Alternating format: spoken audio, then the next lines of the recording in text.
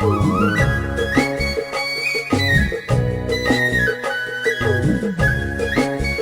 समय की बात है। एक स्वर्णगिरी राज्य के छोटे से गांव बदलापुर में राहुल नाम का एक लड़का रहता था। वो बहुत गरीब था, लेकिन वो दिल का नेक और हिम्मत वाला व्यक्ति था। वो हर मुश्किल का सामना मुस्कुराते हुए करता था। वहीं उसके पिता बहुत पहले ही इस दुनिया को छोड़कर चले गए थे और उसकी माँ बीमार रहती थी। राहुल दिन भर मेहनत करता और जो कुछ भी कमाता वो अपनी माँ की दवाई और घर का खर्च चलाने में लगा देता। एक दिन जब राहुल जंगल में लकड़ियाँ इकट्ठा कर रहा था तो उसे एक चमकती हुई अंगूठी मिली। ये अंगूठी सोने की थी और उस पर एक अजीब सा निशान बना हुआ था। राहुल ने उसे उठाया और फिर अपनी उंगली में पहन लिया। तभी अचानक जंगल में वाह, ये अंगूठी तो बहुत सुंदर है। इसे किसने यहाँ छोड़ दिया होगा? अंगूठी तो बहुत ही प्राचीन किस्म की नजर आ रही है। पता नहीं किसकी है भैया। चलो, मेरी किस्मत में है तो मैं ही पहन लेता हूँ। तूफान चलने लगती है और एक बुलंद आवाज सुनाई देती है। हे राहुल, मैं तुम्हारी सेवा में हूँ। ये जादुई अंगूठी है और तुम्हारी हर इच्छा पूरी कर सकती है। लेकिन याद रखना, हर इच्छा के साथ एक जिम्मेदारी आती है और कभी अच्छा होता है तो कभी बहुत बुरा। हा हा हा हा। क्या ये जादुई अंगूठी बोल सकती है? मैं तो डर ही गया था। क्या सच में जादुई है? मैं कहीं सपना तो नहीं देख रहा हूँ? हे भगवान! नहीं राहुल, ये कोई सपना नहीं, ये हकीकत है। तुम्हारी इच्छाएं पूरी करने की शक्ति मेरे पास है, लेकिन तुम्हें इसका उपयोग सोच समझकर करना होगा, नहीं तो तुम इसका गलत परिणाम के लिए भी तैयार रहना, समझे? ठीक है, तो मैं एक छोटी सी इच्छा रखता हूँ।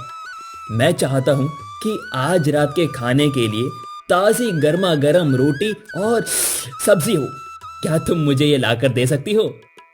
जैसे ही राहुल आंखें खोलता है, वो देखता है उसके सामने मेज पर ताज़ी रोटी और सब्जी रखी हुई है। राहुल की खुशी का तो ठिकाना नहीं रहता। वो तुरंत अपनी कुल्हाड़ी और खाने को पकड़कर घर लौटा और अपनी माँ को बुलाया। माँ, कहाँ हो? जल्दी बाहर आओ। देखो मैं क्या लाया। आज हमारे पास ताज़ी रोटी और सब्जी है। चलो खाना खाते हैं।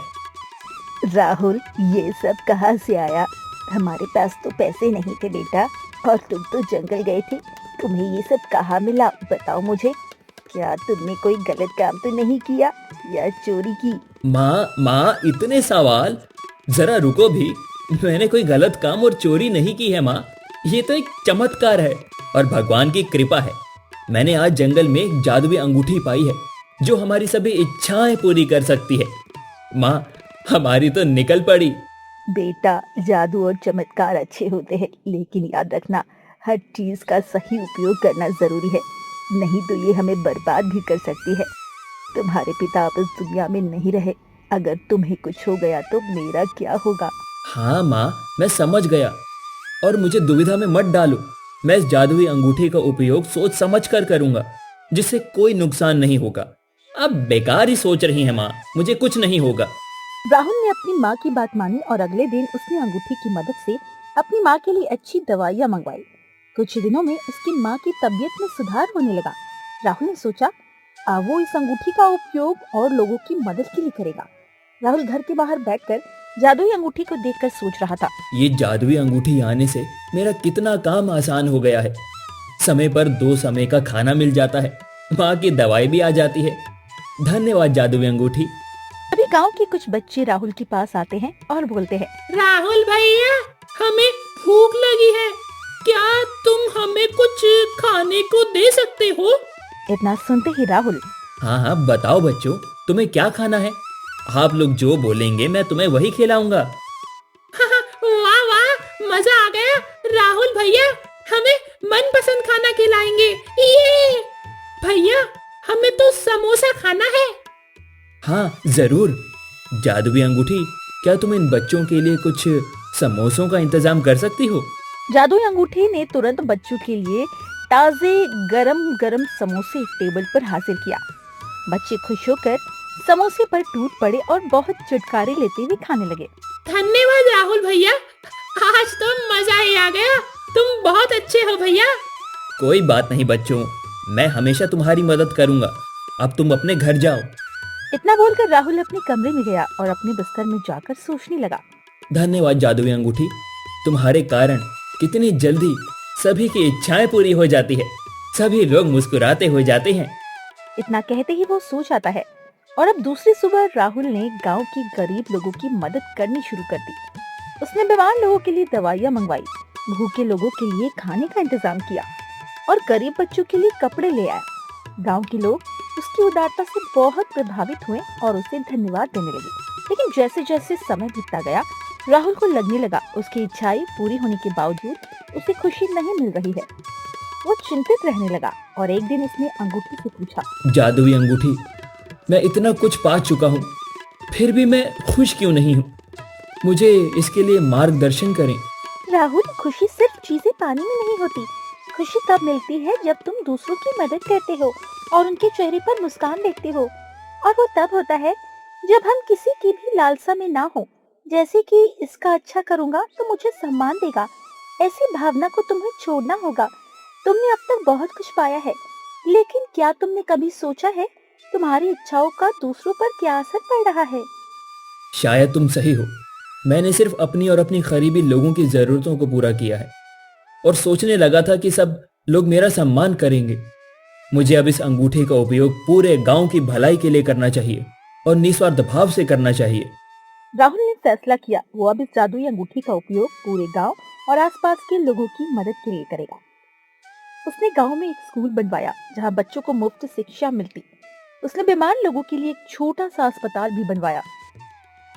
गांव के लोगों के लिए पानी की समस्या को दूर करने के लिए उसने कुएं खुदवाए। धीरे धीरे गांव की तस्वीर बदलने लगी। लोग खुशहाल और संतुष्ट थे। तभी एक दिन गांव में एक बूढ़ा आदमी आया।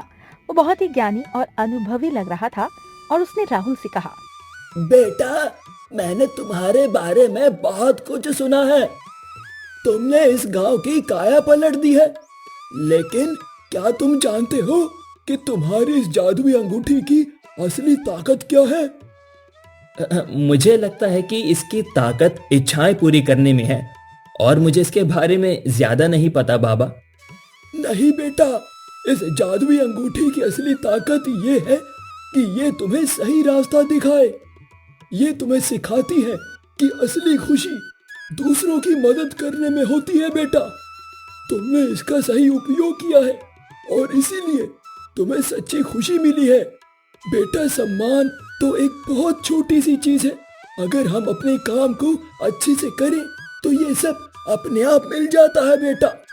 और तुम्हें तो जादुई अंगूठी मिली है, इसका सही उपयोग करो। हाँ, धन्यवाद बाबा, आपकी बातों ने मुझे बहुत कुछ सिखा दिया है। मैं अब इस अंगूठी का उपयोग और भी समझदारी से करूंगा और निस्वार्थ भाव से करूंगा। राहुल ने बूढ़े आदमी की बात मानी और अंगूठी का उपयोग करना कम कर दिया। उसे एहसास हो गया था असली जादू दूसरों की मदद करने और उन्हें खुश देखने में है। कुछ सालों बाद राहुल की माँ पूरी तरह से स्वस्थ हो गई। गांव के लोग उसे प्यार और सम्मान से देखते थे। राहुल ने अंगूठी को एक सुरक्षित जगह पर रख दिया और उसका उपयोग केवल जरूरत के समय ही करने का फैसला किया। माँ, मैंने सभी लोगों से बहुत कुछ सीखा है, लेकिन मुझे डर लगने लगा है कि इस जादुई अंगूठी का कोई दुरुपयोग न करे। सुना है इस राज्य का राजा बहुत ही निर्दयी है। एक दिन गांव में एक नया संकट आ गया। राजा विक्रम, जो बहुत लालची और शक्तिशाली था, उसने सुना कि राहुल के पास एक जादुई अंगूठी है। उसने तय किया उसे वो अंगूठी चाहिए। राजा ने अपने सेनापति को राहुल को पकड़ने का आदेश दिया। सेनापति, उस लड़के को पकड़ो और उसकी अंगूठी लेकर आओ। वो हमारी शक्ति को बढ़ाने का एक साधन हो सकता है। जी महाराज, मैं उसे तुरंत पकड़ कर लेकर आऊंगा और आपके चरणों में लाकर रख दूंगा। सेनापति अपने साथ 2 सैनिकों को लेकर राहुल के गांव पर आक्रमण किया। वो गांव में घुस आया और चिल्लाया, ए तुच्छ आदमी, क्या तुम्हें पता है कि ये राहुल का मकान कहाँ है? सेनापति जी, वो रहा पेड़ के पास वाला मकान। दोनों सैनिकों के साथ सेनापति राहुल के मकान के पास आ पहुंचा। राहुल आंगन में अपनी माँ के साथ खड़ा। सुन लो राहुल, राजा विक्रम ने तुम्हें बुलाया है। अपनी जादुई अंगूठी हमें दे दो, नहीं तो तुम्हारे गांव को बर्बाद कर दिया जाएगा। सुन रहे हो तुम? मैं अपनी अंगूठी नहीं दूंगा। ये मेरी और मेरे गांव वालों की भलाई के लिए है। तुम्हारा इस पर कोई अधिकार नहीं है, समझे? तुम्हें अपनी जान बचानी है या अपनी अंगूठी, ये तुम्हारे हाथ में है। राहुल ने अपने गांव वालों को इकट्ठा किया और कहा, गांव वालों, हमें सेनापति का सामना करना होगा। हमें अपनी एकता और साहस से उसे हराना होगा, नहीं तो इस राज्य के लालची महाराज इस अंगूठी का गलत उपयोग करेंगे। हाँ, हम सब तुम्हारे साथ हैं राहुल। हम अपने इस जादुई अंगूठी के लिए लड़ेंगे। इसे हम किसी भी हाल में गांव से बाहर नहीं जाने देंगे। गांव ने एकजुट होकर सेनापति का सामना किया। सभी ने मिलकर अपनी ताकत लगाई और सेनापति को पीछे हटने पर मजबूर कर दिया। तुम लोग बहुत बहादुर हो, लेकिन राजा विक्रम के पास बहुत शक्ति है। तुम सबको पता है ना वो कितना निर्दयी है। उनसे तुम लोग नहीं बच पाओगे। हम डरने वाले नहीं हैं, हम एकजुट हैं और हम अपनी रक्षा करेंगे, इस जादुई अंगूठी की भी।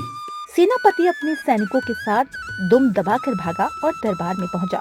महाराज, बदलापुर गांव के निवासी और वो राहुल तो बहुत ही पहुंचे हुए लोग हैं। हमें उन्होंने अपने गांव से खदेड़ दिया। महाराज, हमें उन्होंने मार मार कर क्या हालत कर दी है। राजा विक्रम को अपने सेनापति की हार का पता चला और उसने कहा, मूर्ख सेनापति, तुम उस तुझ से लड़के से हार के आ गए और वो कमजोर गांव वालों से भी। धिक्कार है तुम पर। महाराज बहुत नाराज हुए और खुद गांव पर चढ़ाई करने का निर्णय लिया। राजा विक्रम अपने सिपाहियों के साथ गांव की ओर बढ़ा। राहुल और गांव वाले तैयार थे। उन्होंने एक योजना बनाई कि कैसे राजा का सामना करना है। हमें राजा विक्रम को समझाना होगा कि असली शक्ति धन में नहीं, बल्कि एकता और दयालुता में है। जब राजा गांव पहुंचा तो उसने देखा गांव के लोग एकजुट हैं। उन्होंने राजा से कहा, राजा विक्रम, हम आपकी शक्ति से नहीं डरते हैं, लेकिन आप हमारे साथ अच्छा नहीं कर रहे। तुम्हें मेरी शक्ति का पता नहीं है।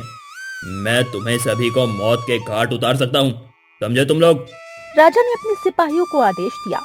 गांव में आतंक फैलाए, लेकिन गांव वालों ने मिलकर एकजुट होकर राजा का सामना किया। हम अपनी जादुई अंगूठी की रक्षा करेंगे। तुम्हारी ताकत हमारे साहस के सामने नहीं टिकेगी। तुम सबको सबक सिखाना पड़ेगा। राहुल ने जादुई अंगूठी को अपने पास रखा और उसने सोचा वो इसका सही उपयोग कैसे कर सकता है। जादुई अंगूठी, मेरी मदद करो, हमें इस संकट से बाहर निकालने का उपाय बताओ।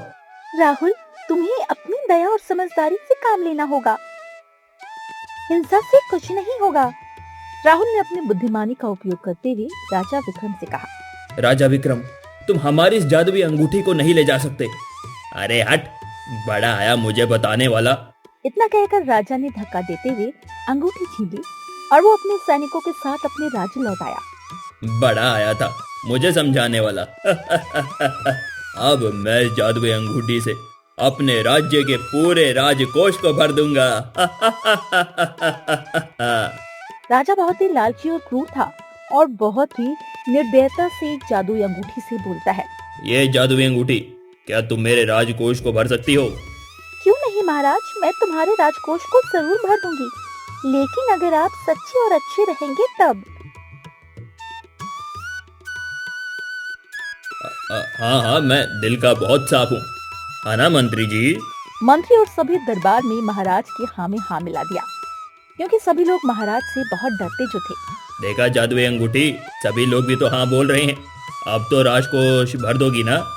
हाँ, लेकिन ध्यान रहे, अगर तुम झूठ बोलते हो तो जो तुम मांगोगे उसका उल्टा होगा और जो नेक और अच्छा इंसान होगा उससे चला जाएगा। तुम्हें मंजूर है? महाराज के अंदर बहुत लालच हावी हो गया था, जिससे वो सोचने लगे, जिससे उनकी सोचने समझने की शक्ति और सुध-बुध खो दी उन्होंने। एक बार फिर सोच लो महाराज। हाँ हाँ, मैं सब सोच समझ लिया है। जादुई अंगूठी ने जैसे ही अपनी रंग बिरंगी किरणें छोड़ी, महाराज के सारे राजकोष खाली हुए और वो राहुल के घर में चले गए। उधर से राजकोष रक्षक दौड़ते हुए आया। महाराज की जय हो। महाराज, राजकोष के सभी सोने चांदी भरे संदूक अपने आप खाली हो गए। ये कैसे हुआ? मूर्ख, लगता है जादुई अंगूठी ने अच्छे से काम नहीं किया। एक बार फिर महाराज बोलते हैं, ये जादुई अंगूठी हमें सबसे तेजस्वी चक्रवर्ती सम्राट बना दो। जैसे ही दोबारा जादुई अंगूठी ने अपनी रंग बिरंगी किरणें छोड़ी, महाराज की जगह राहुल आ गया और महाराज एक आम आदमी में बदल गया। ये क्या कर दिया तुमने? जादुई अंगूठी, तुमने मुझे बर्बाद कर दिया। मैंने तुम्हें पहले ही आगाह कर दी थी कि धूर्त राजा विक्रम, तुम सच्चे और नेक दिल के नहीं हो। तुमने अपनी प्रजा पर बहुत ही दुख बरसाया है। तुम्हारा तो यही परिणाम होना था। राहुल महाराज की गद्दी पर बैठे बोलता है, इसे काल कोठरी में डाल दिया जाए। मुझे माफ कर दो जादुई अंगूठी, मुझे महाराज बना दो। तुम इसके लायक नहीं हो धूर्त राजा। मुझे माफ कर दो जादुई अंगूठी। माफी मुझसे नहीं, तुम्हें राहुल से मांगनी चाहिए, जो अभी इस राज्य के चक्रवर्ती सम्राट है, और तुम्हें इस राज्य की प्रजा से माफी मांगनी चाहिए। हे जादुई अंगूठी, इस मूर्ख और लालची महाराज को माफ कर दो, और इन्हें इस राज्य का महाराज फिर से कैसे बनाना है, उन्हें कोई उपाय बता दो। तुम बहुत दयालु हो राहुल, मैं तुम्हारे इस नेक दिल के लिए इस धूर्त राजा विक्रम को समय दूंगी, और अगर इसे अपने किए पर पछतावा हो जाएगा, उस दिन फिर से अपनी ये राजगद्दी पर बैठ सकेगा। तब तक तुम ही इस राज्य के चक्रवर्ती सम्राट रहोगे। बहुत बहुत धन्यवाद जादुई अंगूठी। और महाराज राहुल, आप बहुत दयालु हैं। सैनिकों, इन्हें कुछ दिन के लिए काल कोठरी में डाल दो। कुछ दिन बीत जाने के बाद राजा विक्रम को अपने किए पर बहुत अफसोस होता है और वो रोने लगता है। हे भगवान, ये मेरे साथ क्या हो गया? मैंने अपनी प्रजा को ही सताया। मुझे माफ कर दो मेरी प्यारी प्रजा, मुझे माफ कर दो। इतना कहकर राजा सो गया। दूसरे दिन वो अपने को राजगद्दी पर देखता है और उसका ऐश्वर्य धन दौलत सब वापस आ जाता है। अरे वाह, मैं तो फिर से राजा बन गया। बहुत बहुत धन्यवाद जादुई अंगूठी। मैं अब कभी लालच नहीं करूंगा। महाराज की जय हो। महाराज, हमारा राजकोष अपने आप सोने चांदी से भर गया है। तुमने हमें बहुत अच्छी खबर सुनाई है। हम तुम्हें 1000 सोने के सिक्के देते हैं। धन्यवाद महाराज, आपकी हमेशा जय हो। और राजा विक्रम खुशी से कहते हैं, मंत्री जी, मैं ऐलान करता हूं कि इस राज्य के सभी निवासियों को कभी परेशानी नहीं होगी, और ये भी ऐलान करता हूं कि मेरी पुत्री का विवाह सच्चे और नेक दिल व्यक्ति से होगा, और वो खुश नसीब व्यक्ति राहुल है। दरबार में सभी लोग खुशी से झूम उठते हैं और एक दूसरे को बधाई देते हैं। राहुल की राजकुमारी से विवाह होता है और महाराज विक्रम आधा राज्य राहुल को दे देते हैं, जिसमें राजकुमारी, राहुल और उसकी माँ और जादुई अंगूठी खुशी खुशी रहने लगे। सीख: लालच बुरी बला